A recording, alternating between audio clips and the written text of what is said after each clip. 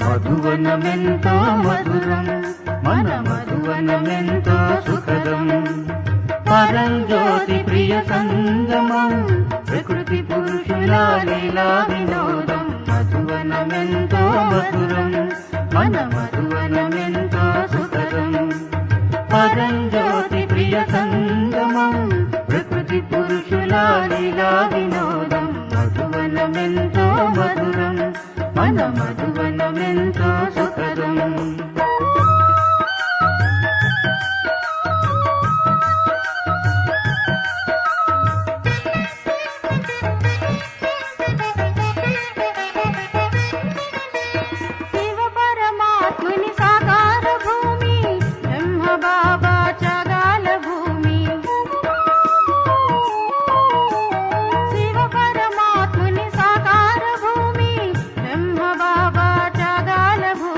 నిత్య నూతనం జ్ఞానం సర్వ పాపాల నివారణం బ్రహ్మ బాబా యోగ మందిరం అశాంతి ఆత్మల ఆనంద నిలయం మధువనమెంతో మధురం మన మధువనమెంతో సుఖదం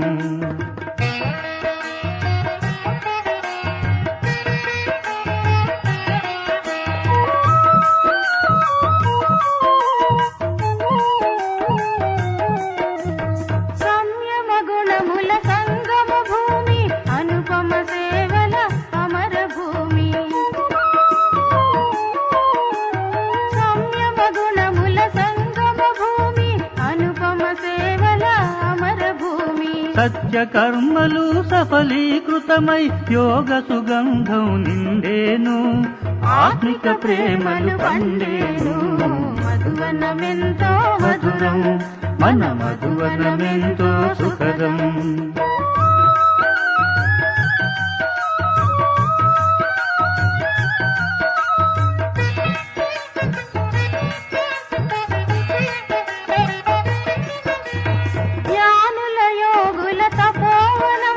ప్రశాంత నిలయం పాండవ భవనం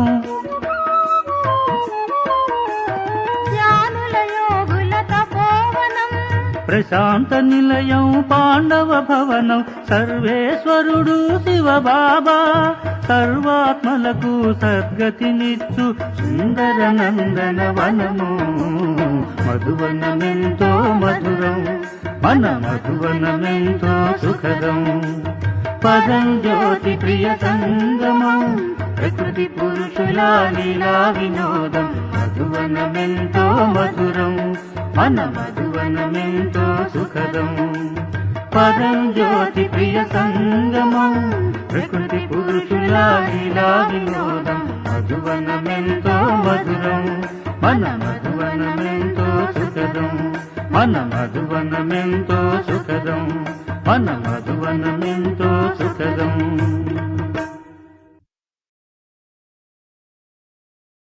ఓం శాంతి 10/2/2024 మధురమైన పిల్లలు ఆత్మాభిమానులుగా అయ్యే అభ్యాసాన్ని చేసినట్లయితే దైవీ గుణాలు వస్తూ ఉంటాయి, అశుద్ధమైన ఆలోచనలు సమాప్తమైపోతాయి, అపారమైన సంతోషం ఉంటుంది. ప్రశ్న: తమ నడవడికను తీర్చిదిద్దుకునేందుకు మరియు అపారమైన సంతోషంలో ఉండేందుకు ఏ విషయాన్ని సదా స్మృతిలో ఉంచుకోవాలి? జవాబు: సదా స్మృతిలో ఉండాలి. మేము దైవీ స్వరాజ్యాన్ని స్థాపన చేస్తున్నాము. మేము మృత్యులోకాన్ని వదిలి అమరలోకంలోకి వెళ్తున్నాము. తద్వారా ఎంతో సంతోషము ఉంటుంది, నడవడిక కూడా బాగవుతూ ఉంటుంది. ఎందుకంటే అమరలోకమైన కొత్త ప్రపంచంలోకి వెళ్లేందుకు దైవీ గుణాలు తప్పకుండా కావాలి. స్వరాజ్యం కొరకు అనేకుల కళ్యాణాన్ని కూడా చేయవలసి ఉంటుంది. అందరికీ దారిని తెలియజేయవలసి ఉంటుంది. ఓం శాంతి. పిల్లలు తమను తాము ఈ ప్రపంచానికి చెందినవారిగా భావించకూడదు. మన రాజ్యం ఏదైతే ఉండేదో దేనినైతే రామరాజ్యం లేక సూర్యవంశీ రాజ్యం అని అంటారో అందులో ఎంతటి సుఖశాంతులుండేవి అనేది మీకు తెలిసింది. ఇప్పుడు మనం మళ్లీ దేవతలుగా అవుతున్నాము. ఇంతకు ముందు కూడా అలా అయ్యాము. మనమే సర్వగుణ సంపన్నులుగా దైవీ గుణాలు కలవారిగా ఉండేవారము. మనం మన రాజ్యంలో ఉండేవారము. ఇప్పుడు రావణ రాజ్యంలో ఉన్నాము. మనం మన రాజ్యంలో ఎంతో సుఖంగా ఉండేవారము. కావున లోపల ఎంతో సంతోషం మరియు నిశ్చయం ఉండాలి. ఎందుకంటే మీరు మళ్లీ మీ రాజధానిలోకి వెళ్తున్నారు.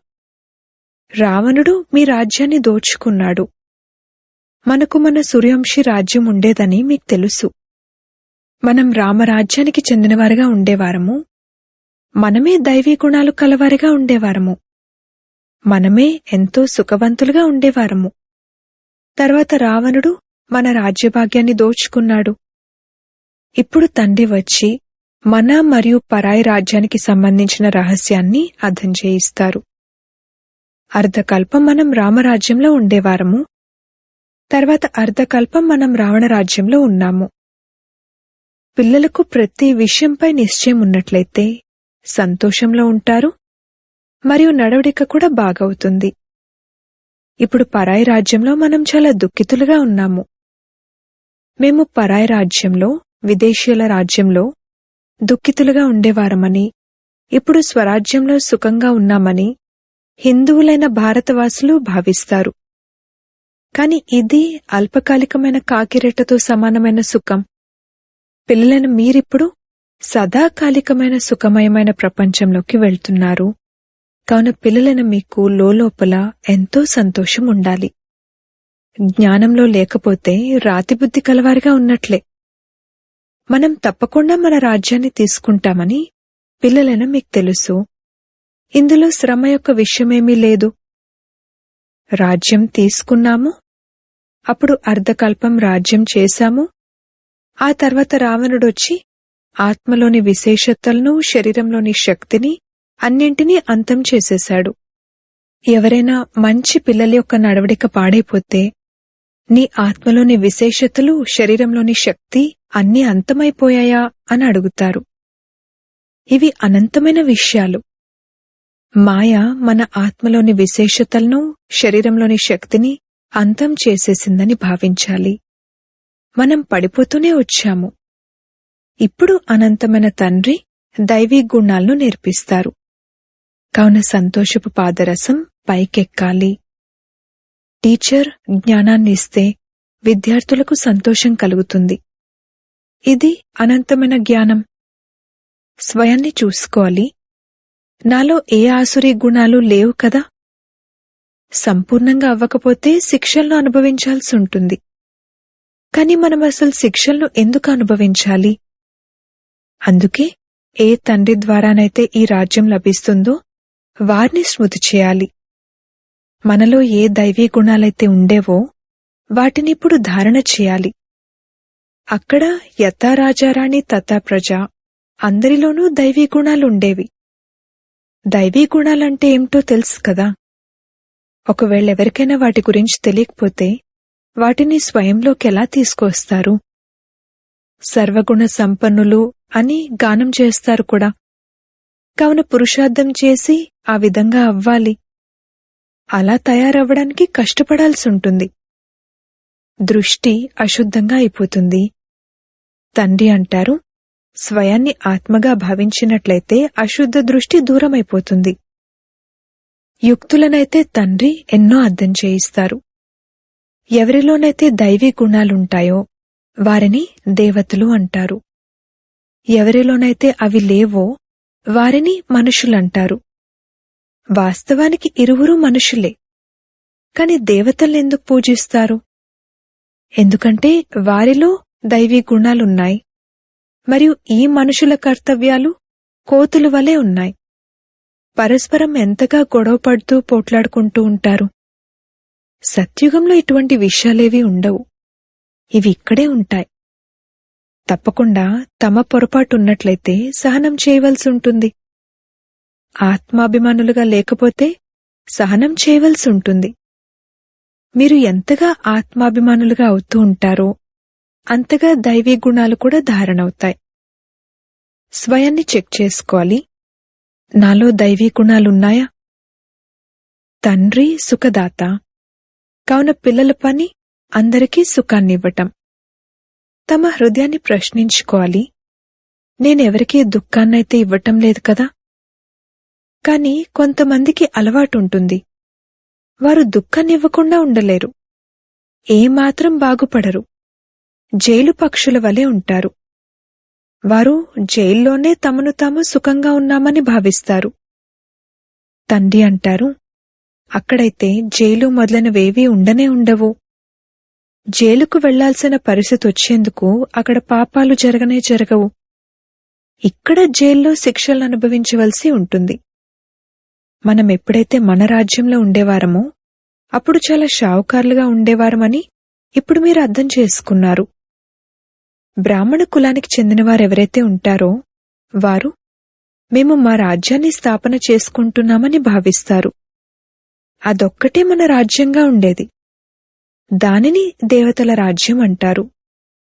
ఆత్మకెప్పుడైతే జ్ఞానం లభిస్తుందో అప్పుడు సంతోషం కలుగుతుంది. జీవాత్మ అని తప్పకుండా అనవలసి ఉంటుంది. జీవాత్మలమైన మనం ఎప్పుడైతే దేవీదేవతా ధర్మానికి చెందినవారుగా ఉండేవారమో అప్పుడు మొత్తం విశ్వమంతటిపైన మన రాజ్యం ఉండేది. ఈ జ్ఞానం మీ కొరకే ఉంది. మా రాజ్యం ఉండేది, మేము కూడా సతోప్రధానంగా ఉండేవారము అని భారతవాసులేమైనా అర్థం చేసుకుంటారా?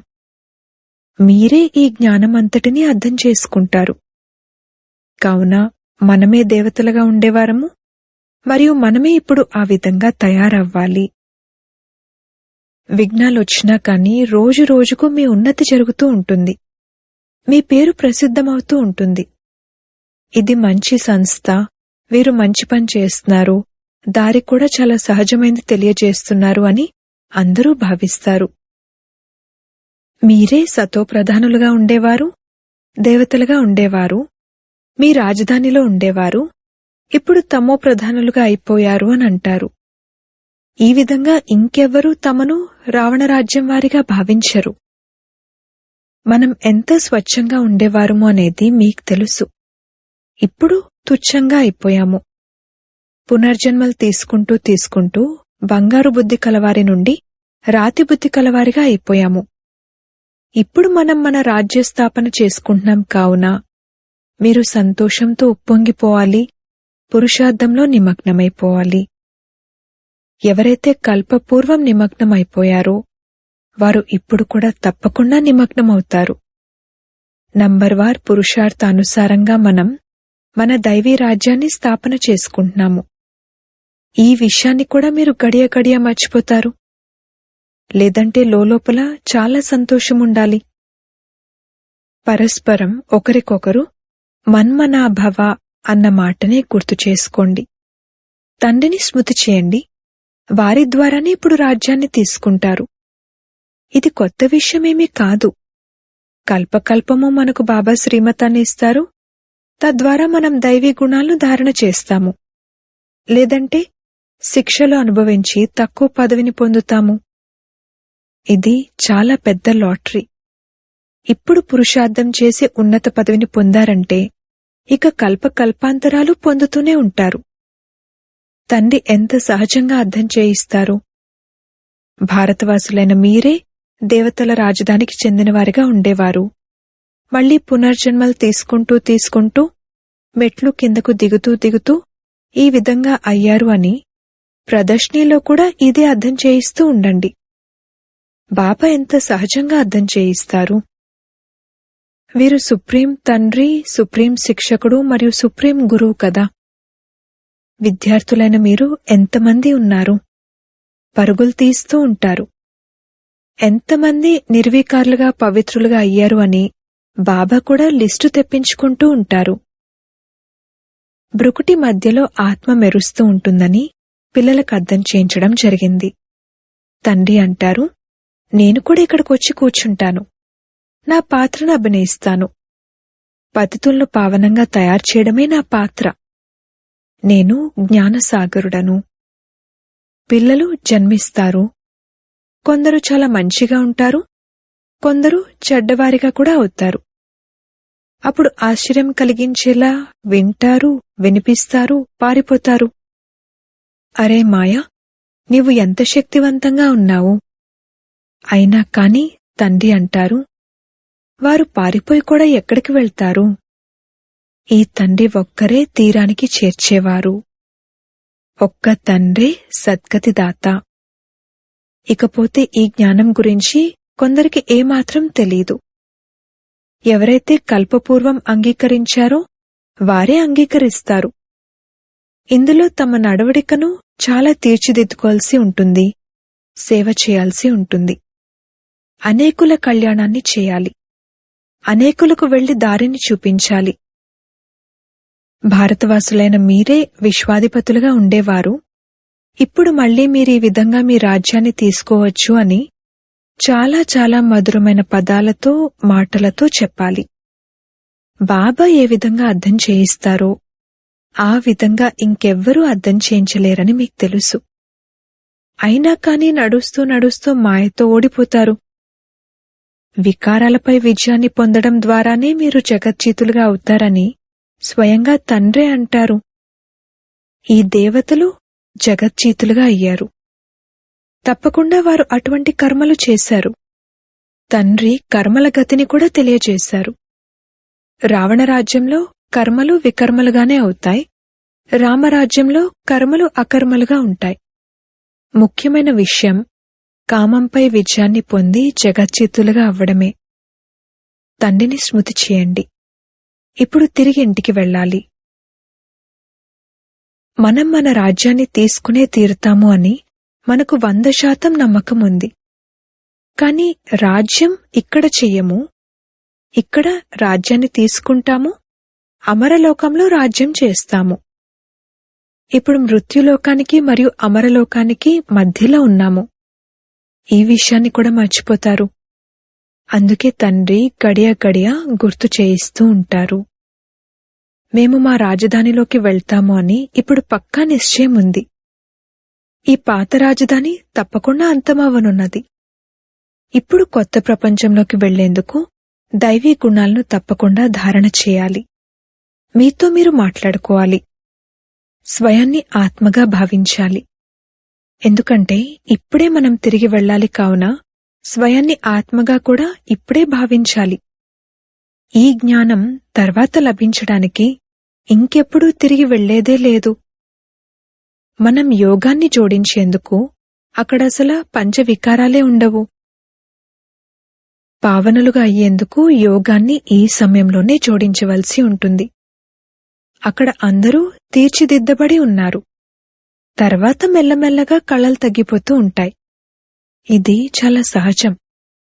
క్రోధం కూడా ఎవరికైనా దుఃఖాన్ని ఇస్తుంది కదా. ముఖ్యమైనది దేహాభిమానం. అక్కడసలు దేహాభిమానమే ఉండదు. ఆత్మాభిమానులుగా ఉన్నట్లయితే అశుద్ధ దృష్టి ఉండదు, దృష్టి శుద్ధంగా అవుతుంది. రావణ రాజ్యంలో దృష్టి అశుద్ధంగా అవుతుంది. మనం మన రాజ్యంలో చాలా సుఖంగా ఉంటామని మీకు తెలుసు.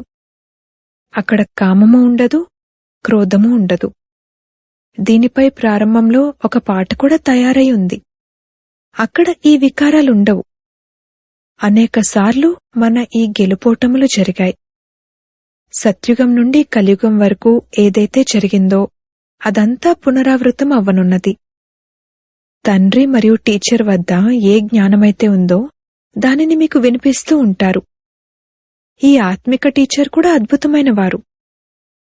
ఉన్నతోన్నతుడైన భగవంతుడు, ఉన్నతోన్నతమైన టీచర్ కూడా, మరియు మనల్ని కూడా ఉన్నతోన్నతులైన దేవతలుగా తయారు చేస్తారు. తండ్రి ఏ విధంగా దైవీ ధర్మాన్ని స్థాపన చేస్తున్నారు అనేది మీరు స్వయం కూడా చూస్తున్నారు. మీరు స్వయమే దేవతలుగా అవుతున్నారు. ఇప్పుడైతే అందరూ తమను తాము హిందువులుగా పిలుచుకుంటూ ఉంటారు. వాస్తవానికి అది ఆది సనాతన దేవీదేవతా ధర్మమేనని వారికి కూడా అర్థం చేయించడం జరుగుతుంది. మిగిలిన వారందరి ధర్మాలు నడుస్తూ ఉంటాయి. దేవీదేవతా ధర్మం ఒక్కటే కనుమరుగైపోయింది. ఇది చాలా పవిత్రమైన ధర్మం. ఇటువంటి పవిత్ర ధర్మం ఇంకేదీ ఉండదు. ఇప్పుడు పవిత్రంగా లేని కారణంగా ఎవ్వరూ తమను తాము దేవతలుగా పిలుచుకోలేరు. మనం ఆది సనాతన దేవీదేవతా ధర్మానికి చెందినవారమని, కావుననే దేవతలను పూజిస్తున్నామని మీరు అర్థం చేయించొచ్చు. క్రైస్తును పూజించేవారు క్రిస్టియన్లు, బుద్ధుణ్ణి పూజించేవారు బౌద్ధులు, దేవతలను పూజించేవారు దేవతలే అవుతారు. మరి అలాంటప్పుడు స్వయాన్ని హిందువులుగా ఎందుకు పిలుచుకుంటున్నారు? యుక్తిగా అర్థం చేయించాలి. హిందూ ధర్మం వాస్తవానికి ధర్మం కాదు అని కేవలం ఈ ఒక్క మాటే చెప్తే డిస్టర్బ్ అవుతారు. హిందువులు ఆది సనాతన ధర్మానికి చెందినవారు అని చెప్పండి. అప్పుడు ఆది సనాతన ధర్మం హిందూ ధర్మమేమీ కాదు అని కొంతైనా అర్థం చేసుకుంటారు. ఆది సనాతన అన్న పదం సరైనది. దేవతలు పవిత్రంగా ఉండేవారు, వీరు అపవిత్రులుగా ఉన్నారు. అందుకే స్వయాన్ని దేవతలుగా పిలుచుకోలేరు. కల్పకల్పము ఇలా జరుగుతుంది. వీరి రాజ్యంలో ఎంత షావుకారులుగా ఉండేవారు, ఇప్పుడు నిరుపేదలుగా అయ్యారు. వారు పదమాపదంపతులుగా ఉండేవారు. తండ్రి చాలా మంచి యుక్తుల్ని ఇస్తారు. మీరు సత్యుగ నివాసులా లేక కలియుగ నివాసులా అని అడగడం జరుగుతుంది. కలియుగ వాసులైనట్లయితే తప్పకుండా నరకవాసులే. సత్యుగంలో ఉండేవారు స్వర్గవాసులైన దేవతలుగా ఉంటారు. ఇటువంటి ప్రశ్నలను అడిగినట్లయితే ఈ ప్రశ్నలు అడిగేవారు స్వయం ట్రాన్స్ఫర్ చేసి దేవతలుగా తయారు చేయగలరేమోనని భావిస్తారు. ఇంకెవ్వరూ ఇలా అడగలేరు. ఆ భక్తి మార్గమే వేరు. భక్తి ఫలమేమిటి? అది జ్ఞానం.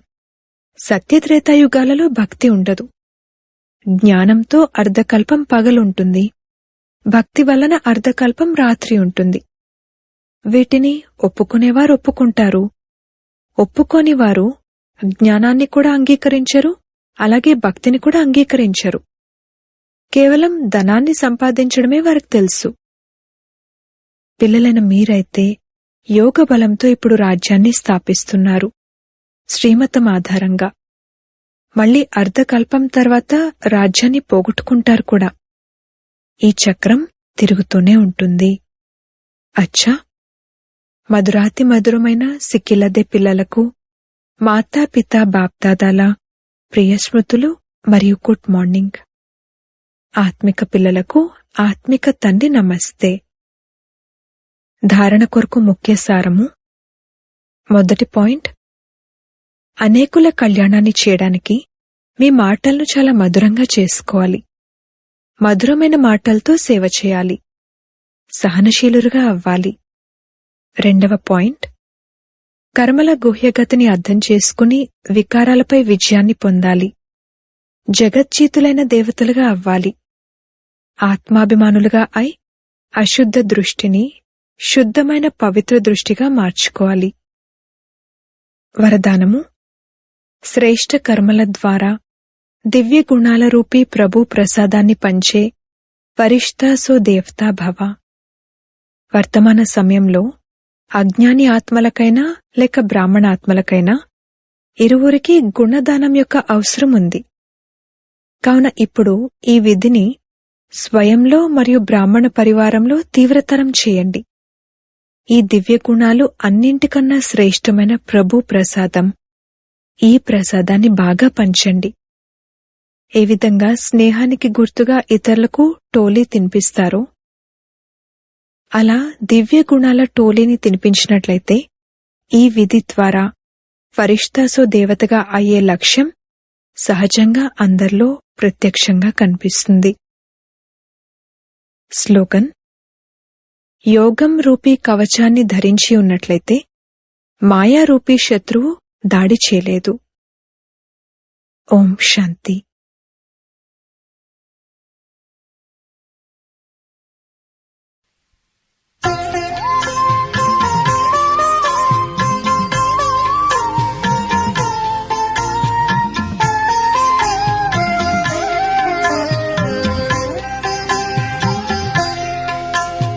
మధురం మధురం ఎంతో మధురం శివబాబా నీ లీలలు. మధురం మధురం మధురం ఎంతో మధురం శివబాబా నీ లీలలు మధురం జ్ఞానమిచ్చు బ్రహ్మ వదనం మధురం దేహం మరిపించు మురళి మధురం అర్హత పెంచే సేవే మధురం అహం హరించే ఆత్మీయత మధురం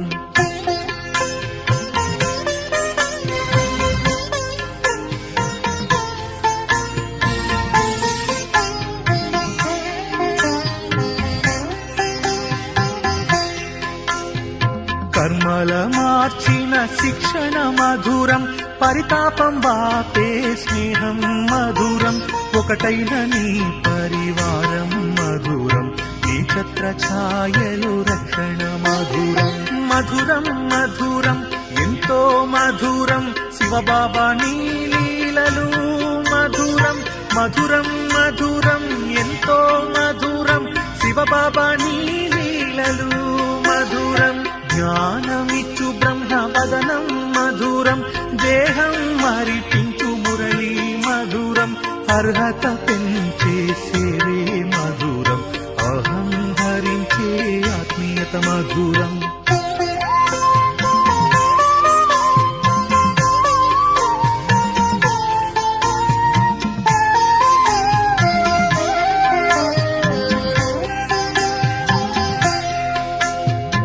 ఉత్సాహమిచ్చు సాంగత్యం మధురం కర్మస్థలి మధువనమే మధురం సంగమయుగ విజన్మము మధురం పరంధామ సన్నిధానం మధురం మధురం మధురం ఎంతో మధురం శివబాబా నీ లీలలు మధురం మధురం మధురం ఎంతో మధురం శివబాబా